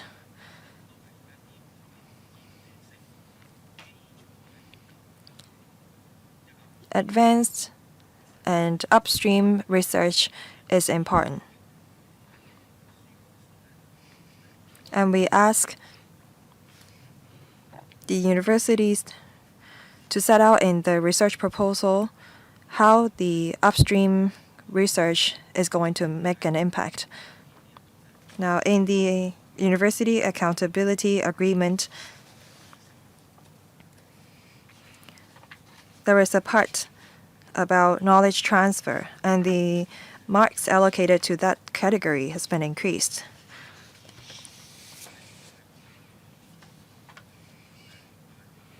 And this is a form of how we assess from what percentage to what percentage has the points been increased for the category. For knowledge transfer, we have not added more resources. Well, I'm not talking about the funding or resources allocated. I'm talking about the marks that you allocate. Well, 20% of the marks is allocated to the impact case assessment. 情況。我再跟 Dr. Sterry Lee should be aware of the situation now. I will follow up if I have further questions. Thank you. Mr. Tang Fei. With the financial pressure, I see that the government and the Education Bureau have been working very hard to continue to support UGC-funded universities. It's not easy for the government to continue to give the support even under such circumstances. We see that during the 2025 to 28 triennium, funding will be given to UGC-funded universities. If you look at it from a positive light, we have just had the outline promulgated by the country to build itself into a strong education hub. The SAR government could contribute to this strategy by guiding the 8 UGC-funded universities to help achieve that goal, and we can assess whether they can achieve it through their proposals. Now we're going to usher in the National 15th Five-Year Plan. In the National 14th Five-Year Plan, we had the positioning to build ourselves into 8 centers.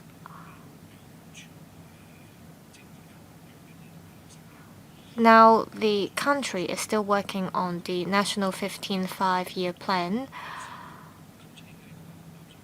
and I believe the SAR government is getting prepared for that. While we still try to achieve the goals set out in the 14th Five-Year Plan, and as we prepare for the National 15th Five-Year Plan, what the Education Bureau can do to help the 8 universities better dovetail with the strategies of our country so that we can leverage our strengths under the one country, two systems. Now I've just been back from a conference, and I believe that our country has to achieve certain goals by 2030 in terms of increasing the AI literacy of its people. I wonder if our universities or government have plans to improve Hong Kong people's AI literacy as well. Secretary, we have the National 14th Five-Year Plan, and we are given the positioning of 8 centers.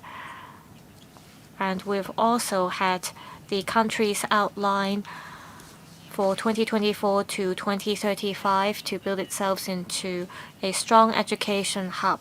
And can we dovetail with that strategy? With the Chinese modern development, we have a very clear blueprint. It does not only span 20 years or 30 years. It is for 200 years. We always say that it takes 100 years to nurture a talent. In terms of dovetailing ourselves with the country's strategy, apart from looking at our positioning at the 8 centers, we also look at the country's outline in building itself into a strong education hub. We also look at the 100 years plan of our country. We are confident that we will be able to dovetail with the country's strategy and will be able to contribute to the country's development under the future national 15th five-year plan. In terms of AI education,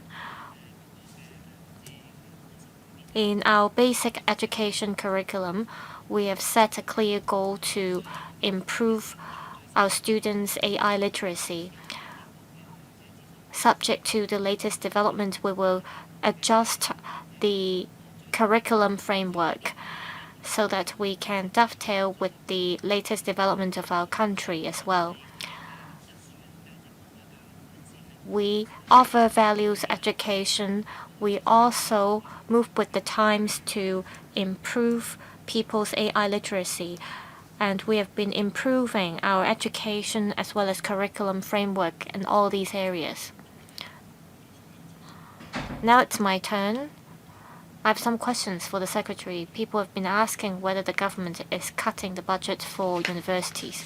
If you look at the papers closely, the funding for 2025 to 28 is going to be $68.1 billion compared to $63.2 billion that were given by the previous term government. There is an 18% increase.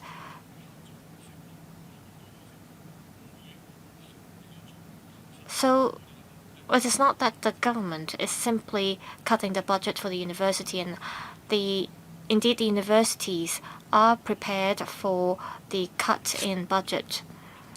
Now I want to ask about the funding for 8 centers. For one university, there was an increase of 10% in terms of the grant, and for another university is 4.3%. For the 10% increase is the Polytechnic University, and for the 4.3% increase, it's the Baptist University. I understand that different factors may contribute to the increase or decrease in funding. It might have to do with the revenue of the university. However, there is no explanation in the paper of the difference in terms of the change in the funding given to the universities in the paper. Say in the future, certain universities can do better in transforming the research outcomes through the collaboration among industry, academic, and research sector. Some universities may also contribute to building Hong Kong into a Study in Hong Kong brand. I wonder if there can be some adjustments to the assessment criteria on the government's part as it disperses funding to the universities. I understand that the government will be able to save $8 billion in total through the latest funding proposal. I want to know how the government is going to make use of the saving. For example, on promoting the Study in Hong Kong brand or building the Northern Metropolis University town, instead of simply keeping the money in the public coffers. Also, I've been getting some complaints. Some say that universities, before the end of the financial year,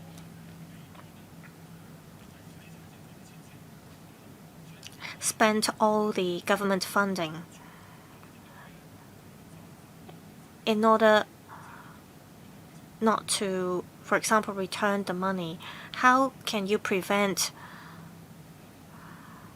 the wastage of resources? Secretary.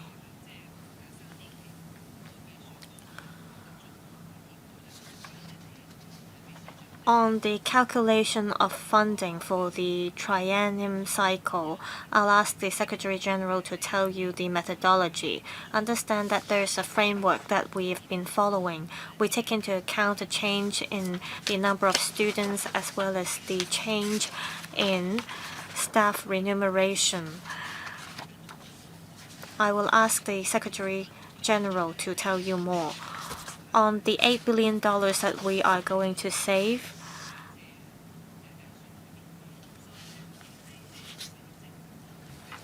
the money will not be used for funding the UGC-funded universities.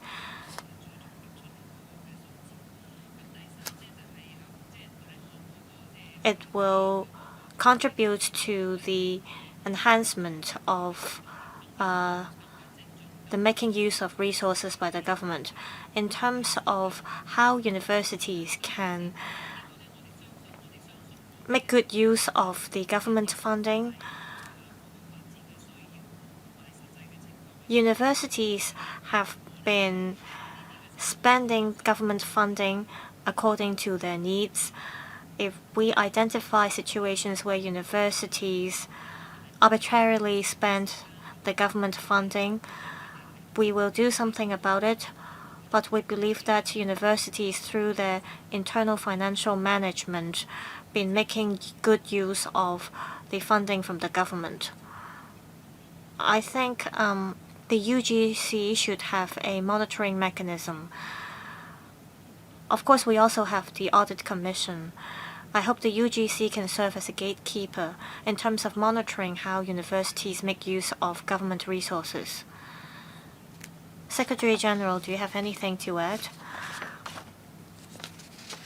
I'd like to respond to the questions about the change in terms of the funding amount. We look at the number of students at the undergraduate level.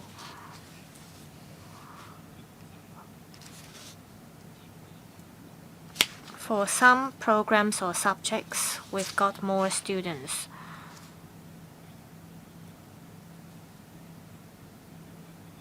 Say, for example, some programs are regulated by the government, such as nursing.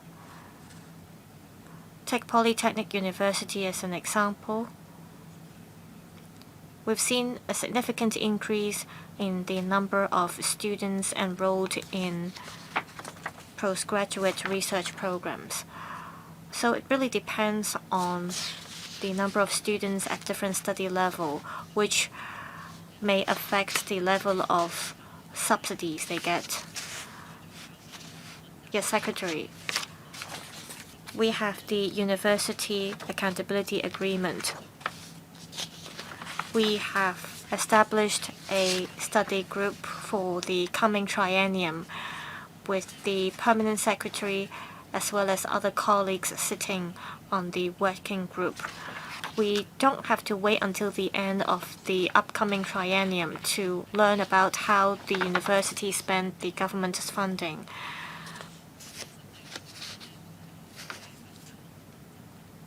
If we spot any issues, we will hold the universities accountable. Every year, universities get up to $27 billion of funding.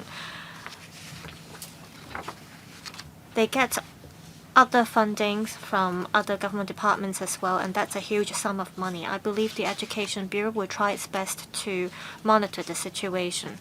Dr. Starry Lee speaking for the second round. I hope the UGC will look into this. That is how we can dovetail with our country's strategies.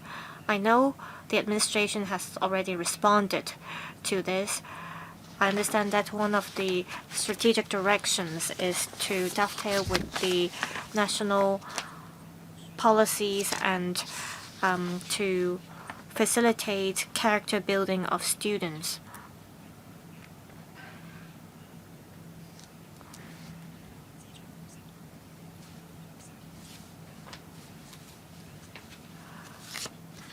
Well, there is a difference between local universities and other famous research universities in terms of the number of research students we have, for example, as well as the mode of subsidies. I think it's great that the government is subsidizing the UGC-funded universities every year. However, is this going to be sustainable? Now, our universities have been performing very well in terms of their basic research. However, I think in terms of applied sciences, there's room for our universities to improve in terms of how the applied sciences programs can contribute to our economy. There are many famous mainland universities that have been performing quite well in this regard.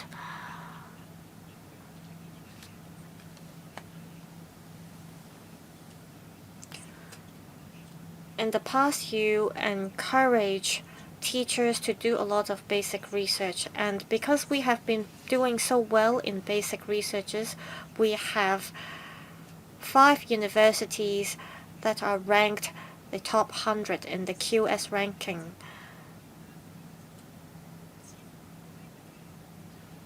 However, in terms of nurturing our students to make contributions to our economy, I think we are lagging behind compared to the performance of other universities. I wonder if the government has any data that you can look into to see how you can address the issue. I will ask the PAS to supplement if necessary. I can take the question first. On the long-term development of local education, we need to compare ourselves with top-tier universities in the mainland and other elite research universities in other countries. We have such great achievements because of the government's investment in education and our economic development. We have support from the community, the enterprises.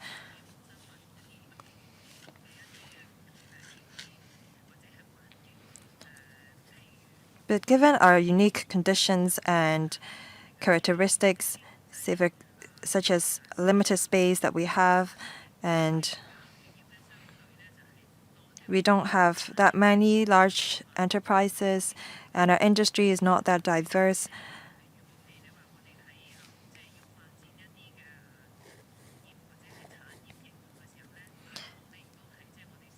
This will hinder the use of INT, R&D outcomes of the universities, and very often we have to partner with mainland enterprises.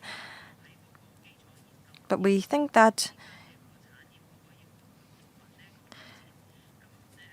by encouraging more enterprises to use the R&D outcome of local universities, that will facilitate the development of our industries.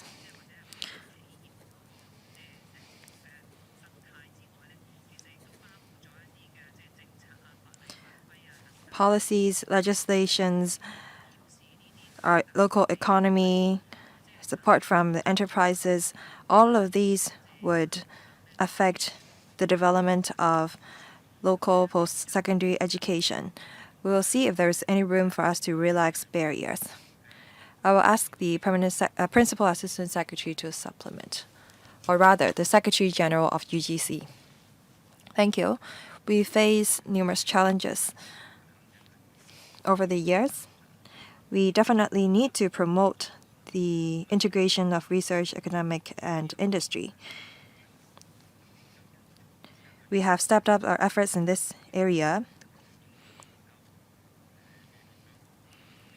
We have introduced an impact research case under the RGC.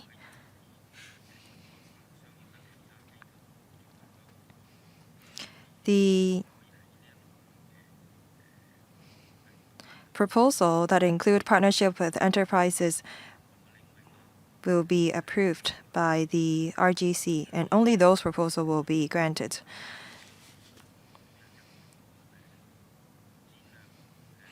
In recent years, we have introduced a strategic research project.